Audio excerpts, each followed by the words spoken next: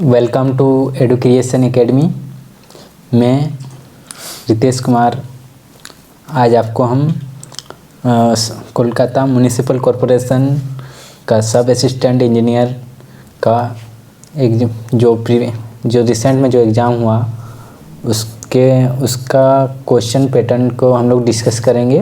और जो next recent में आने वाला है 20 दिसंबर को डेट दिया गया है सब असिस्टेंट, तो उसमें काफ़ी ज़्यादा हेल्पफुल होगा। और ये क्वेश्चन कहीं अवेलेबल नहीं हो पाता, तो हम लोग का जितना मेमोरी बेस्ड है उसके अकॉर्डिंग हम जितना क्वेश्चन हो पाया उसको हम लोग किए हैं। और ये हमारा यूट्यूब वीडियो का पहला पार्ट है, तो आप इसको कंटिन्यू करिए। उसके बाद हम एक एक करके सारा वीडियो हम अपलोड करते जाएंगे। हम लोग देखते हैं पहला क्वेश्चन।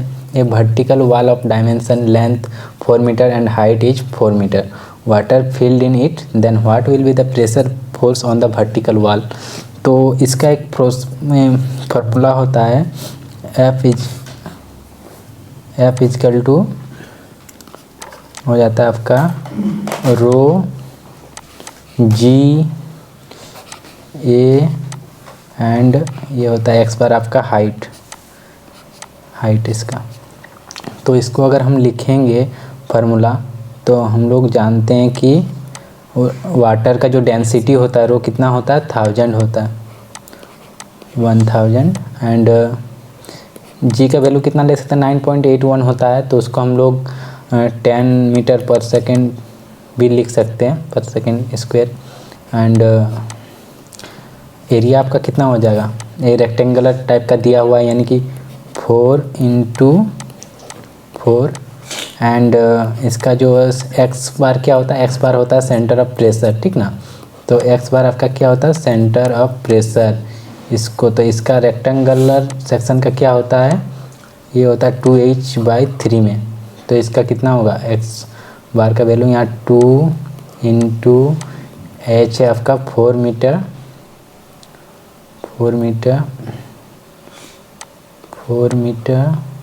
और यहाँ 2 × है तो 2 रहेगा ही और डिवाइड कितना 3। तो इसको जब हम लोग सॉल्यूशन करेंगे तो हमारा सॉल्यूशन आ जाएगा कितना वैल्यू आ जाएगा हमारा, ये इंटू करेंगे कितना हो जाएगा इधर 1000 × 4 4 जा 16 × कितना हो जाएगा 4 2 जा 4 16 एंड डिवाइडेड बाय 3। तो कितना हो जाएगा इसका जब हम लोग सॉल्यूशन करेंगे तो इसको अप्रोक्स कितना हो जाएगा 16 यानी कि 4 4 जा। इसको अगर देखेंगे तो कितना हो सकता है इसका एक्यूरेट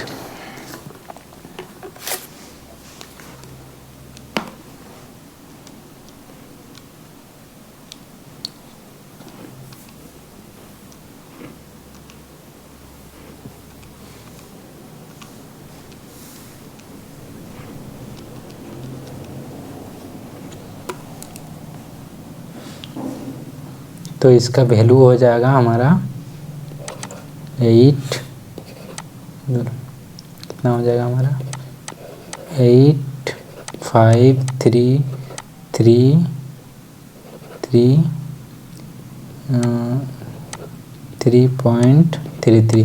तो इतना न्यूटन हो गया। इसको हम लोग को किलो न्यूटन में हम लोग को निकालना था, तो किलो न्यूटन में कितना हो जाएगा 3 0 इधर जो करा देना, यानी कि यहाँ पे हो जाएगा 85.3 ले सकते हैं 85.3 एंड अच्छा इसको यहाँ पे लिखते हैं अच्छे से 85.3 टू द पावर और 10 टू द पावर 3 न्यूटन लिख सकते हैं इसी को। एंड देन आफ्टर इसको 85.3 किलो न्यूटन लिख सकते हैं, ठीक। अब हम सेकंड क्वेश्चन पे चलते हैं। In a glass of oil and water is kept height of oil is 30 cm and height of water is 60 cm। तो हम लोग इसको क्वेश्चन को देखते हैं।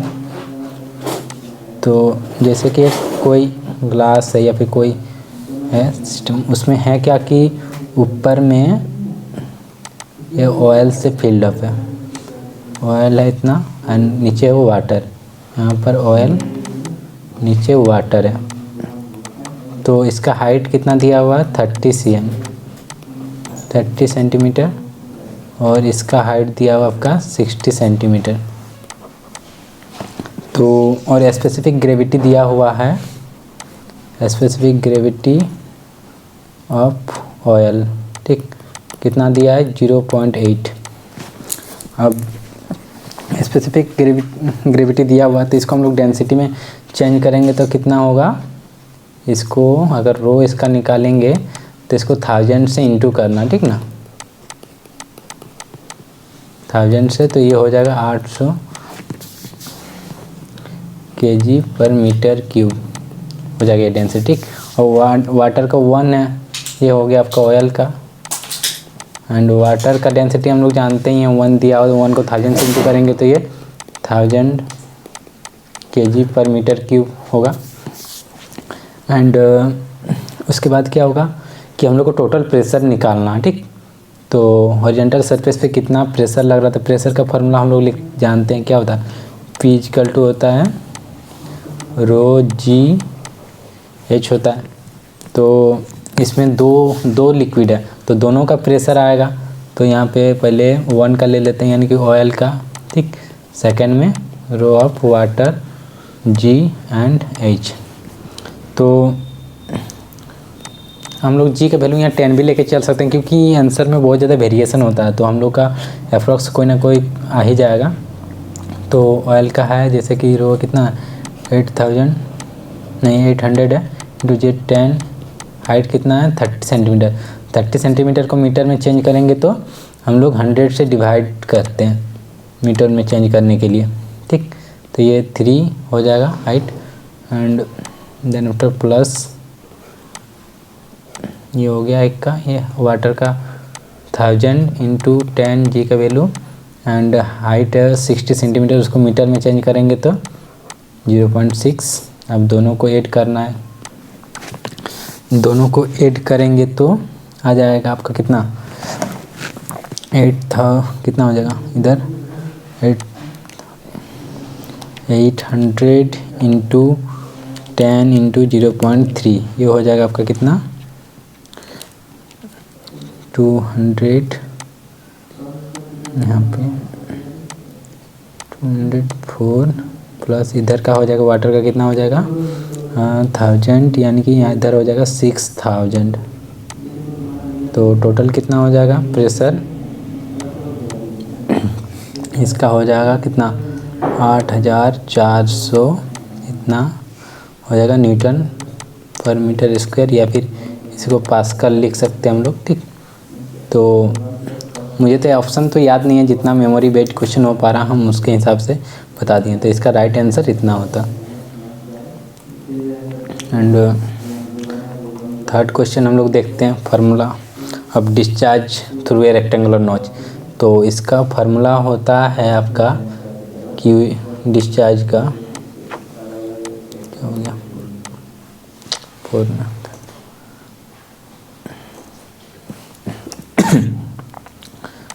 तो क्यू को डिस्चार्ज लिखते हैं हम लोग, ठीक ना। तो Q क्या हो जाता है यहाँ पे 2/3 कोफिशिएंट ऑफ डिस्चार्ज इनटू होता है विड्थ ऑफ द जो होता है चैनल, उसके बाद √2G और h⁻3/2। तो यहाँ पे दिया हुआ था कि किसके ऊपर होता है, h के टर्म में दिया होता है डायरेक्टली प्रोपोर्शनल, वो निकालना था फार्मूला, यानी कि यही फार्मूला ही दिया था, डायरेक्टली कुछ निकालना नहीं था। तो ये वाला जो राइट आंसर था इसमें हम लोग को टिक करना था। एंड फोर्थ क्वेश्चन हम लोग देखते हैं, which of the following pump is not a positive displacement pump. तो पॉजिटिव डिस्प्लेसमेंट पंप ये कि कौन वाला नहीं है, तो इसका राइट आंसर हो जाएगा ए सेंट्रीफ्यूगल पंप। ये सेंट्रीफ्यूगल पंप राइट होगा। क्योंकि इसमें होता है कि कंटिन्यूस फ्लो तो देता है, लेकिन इसका जो होता है कि ये प्रोवाइड नहीं करता कि एक पॉजिटिव इंटरनल सील होता है, जो स्लिपिंग होता है उसके अगेंस्ट ये क्या बोल सकते हैं उसको, पॉजिटिव इंटरनल सील प्रोवाइड नहीं करता, उसके कारण इसको पॉजिटिव डिस्प्लेसमेंट पंप में नहीं रखा गया। नेक्स्ट क्वेश्चन देखते हैं हम लोग। Power delivered by A pipeline is maximum when the flow is such that how much static head is consumed in A pipe friction.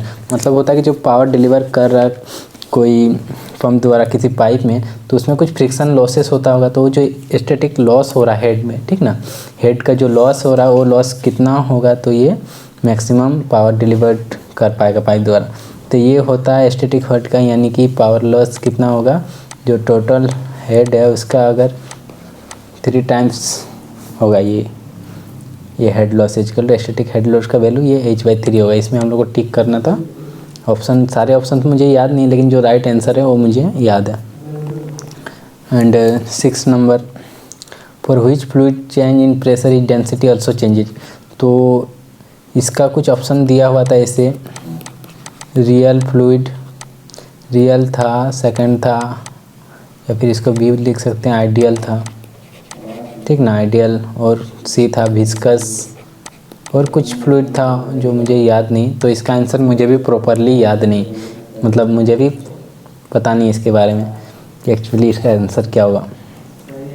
अब 7 नंबर क्वेश्चन देखते हैं। Centre of pressure on a vertical plane of a rectangular surface.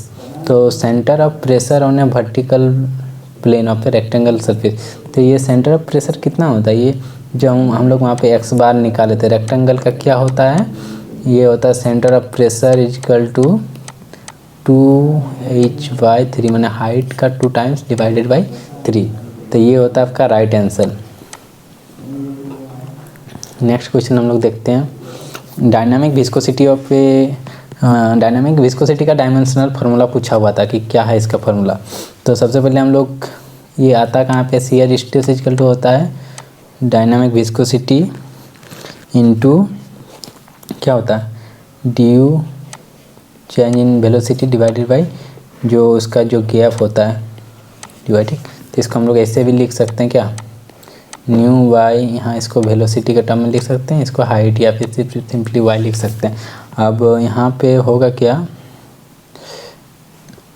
यहाँ पे होगा आपका, तो अगर new निकालें हम बाहर, तो न्यू क्या हो जाएगा, सिग्मा के साथ वाई इंटू हो जाएगा, और नीचे क्या जाएगा, वेलोसिटी। अब इसका हम लोग देख, शियर स्ट्रेस का फार्मूला क्या होता है, शियर स्ट्रेस का फार्मूला हो जाता है आपका न्यूटन। अगर इसका हम लोग डायमेंशनल फार्मूला देखेंगे तो स्ट्रेस से शियर स्ट्रेस तो क्या होगा, वो न्यूटन मीटर स्क्वायर, वाई है मैंने हाइट है, हाइट होता है ये, तो हाइट कितना होगा, वाई इक्वल टू क्या, ये मीटर में होता है, मीटर में, एंड ये जो वेलोसिटी है ये क्या होता है, मीटर पर सेकेंड, ठीक। तो इतना होता है। अब यहाँ पे न्यूटन दिया हुआ, अब न्यूटन को भी तोड़ना है, न्यूटन का क्या हो जाता है, न्यूटन को हम लोग लिख सकते हैं केजी मीटर पर सेकेंड स्क्वायर, ठीक। तो हम लोग यहाँ पे लिख सकते हैं न्यूटन को केजी मीटर पर सेकेंड स्क्वायर, इसको हम लोग न्यूटन बोलते हैं। प्लस इसमें डिवाइड में क्या, मीटर स्क्वायर पहले से था, और इधर एक मीटर है, और नीचे में क्या था, मीटर पर सेकेंड। अगर इसको हम लोग ऊपर लेके जाएंगे तो क्या हो जाएगा, सेकेंड पर मीटर हो जाएगा, ठीक।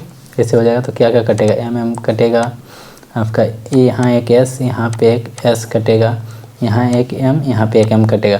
तो डायमेंशनल फार्मूला क्या हो जाएगा, जैसे कि वहाँ पे बचा क्या, केजी मतलब केजी को मास लिखते हैं हम लोग, एम से 10 डिनोट करते हैं, एम लिखते हैं, और उसके बाद क्या हो जाएगा, एम बच रहा है, एक नीचे एक एस बच रहा, तो उसको टाइम, और क्या बच रहा है, एक केजी का एम बचा, और डायमेंशन नीचे एक एम बच रहा है और एस बच रहा है। तो एस का जैसे अगर लेंथ, अगर एम बचा, एम को मीटर किससे, लेंथ को एल से डिनोट करते हैं डायमेंशन फार्मूला में। तो ये एल टू द पावर -1 हो जाएगा, और टी टू द पावर भी -1 हो जाएगा। तो ये होगा करेक्ट आंसर।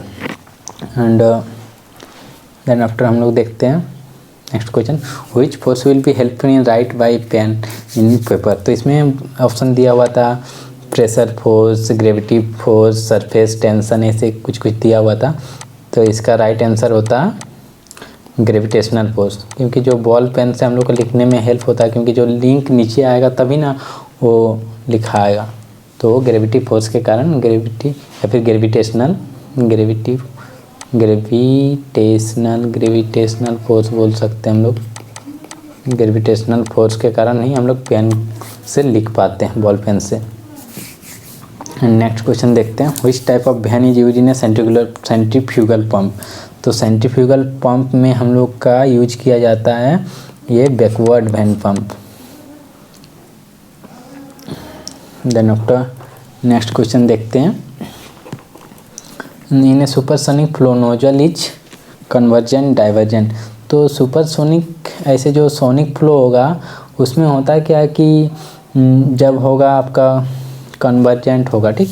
जब कन्वर्जेंट होगा यानी कि इस टाइप का होगा, ऐसे फ्लो होगा, तो क्या होगा कि उसमें उसका ये आपका नोजल टाइप से बिहेव कर रहा। और जब डाइवर्जेंट होगा तो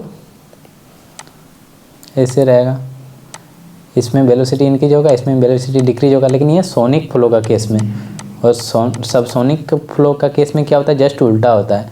यानी कि जो इस यहाँ पर जो नोजल लिखा गया, ठीक ना, तो नोजल का केस में हो जाएगा क्या, यहाँ पे ये डाइवर्जेंट करेगा, ठीक। इसमें जस्ट उल्टा होता है, तो यहाँ पे क्या हो जाएगा, नोजल में यहाँ डाइवर्जेंट हो जाएगा, ये सही होगा आंसर।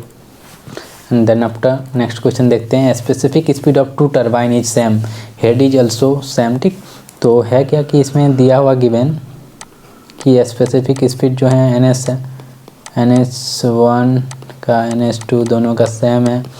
तो NS का फार्मूला क्या होता है, N/P जो पावर दिया हुआ डिवाइडेड बाई हेड का होता है 3/2 नहीं 3/2 नहीं 5/4 होता है, इसका हेड का होता है 5/4। तो इसमें हेड भी सेम दिया हुआ, ठीक। तो हम लोग इसका फार्मूला अगर देखते हैं तो इसका N1P1/H1 का 5/4 और सेकेंड वाला का N2P2/H/4 H1 H2। तो H1 H2 यहाँ पर सेम हेड दिया हुआ, लिखा हुआ है सेम हेड ऊपर में, तो इसका हेड इसका हेड दोनों बराबर है, ये कट जाएगा।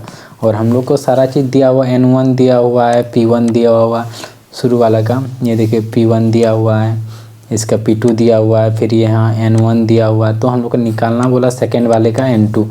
तो कैसे निकालेंगे, अगर हम लोग यहाँ लिखेंगे इसको कि N1 दिया हुआ आपका कितना 1000, कितना लिखा 1000 RPM एंड P1 कितना दिया हुआ है 400 किलोवाट। तो यहाँ पे P किलोवाट में ही होगा। और इस पर है क्या N2 निकालना है हम लोग को, और फिर दिया क्या है ये 100 किलोवाट दिया हुआ। तो N2 का वैल्यू कितना हो जाएगा, N2 का वैल्यू अगर हम लोग लिखना चाहें तो हो जाएगा कितना आपका, इसमें हो जाएगा इधर आ जाएगा N, यानी कि N2 इक्वल टू होगा, इधर 1000 था पहले से, P2 आपका 400 था और नीचे डिवाइड होके ये 100 जाएगा, ठीक। तो यहाँ पे क्या होगा वैल्यू, ये 1000 है, ये निकलेगा बाहर रूट से तो 20 होगा, ये निकलेगा तो 10 होगा, ठीक। तो होगा क्या कि 1 0 1 0 कट गया, तो कितना हो जाएगा, यहाँ पे जो N2 का RPM होगा 2000 RPM होगा रोटेशन N2 का, ठीक। अब नेक्स्ट क्वेश्चन हम लोग चलते हैं, casing of A centrifugal pump help in which type of flow. तो जो सेंट्रीफ्यूगल पंप का जो फ्लो होता है वो होता है आपका कैसे, जो पंप जो होता है, पंप क्या करता है, उसको रोटेशन कराता है, वो वाटर को फोर्सफुली कराता है, ठीक ना। तो वो होगा फोर्स्ड वर्टेक्स फ्लो, ठीक। देन आफ्टर नेक्स्ट क्वेश्चन देखते हैं हम लोग, multi stage centrifugal pump produces. तो मल्टी स्टेज पंप हम लोग यूज क्यों करते हैं, ताकि हाई हेड बहुत ऊंचाई तक हम लोग उसको डिस्चार्ज को वाटर को पहुंचा पाएँ, ठीक ना। तो इसका आंसर हाई हेड होगा, ठीक, इसलिए यूज करते हैं। और नेक्स्ट क्वेश्चन देखते हैं 15।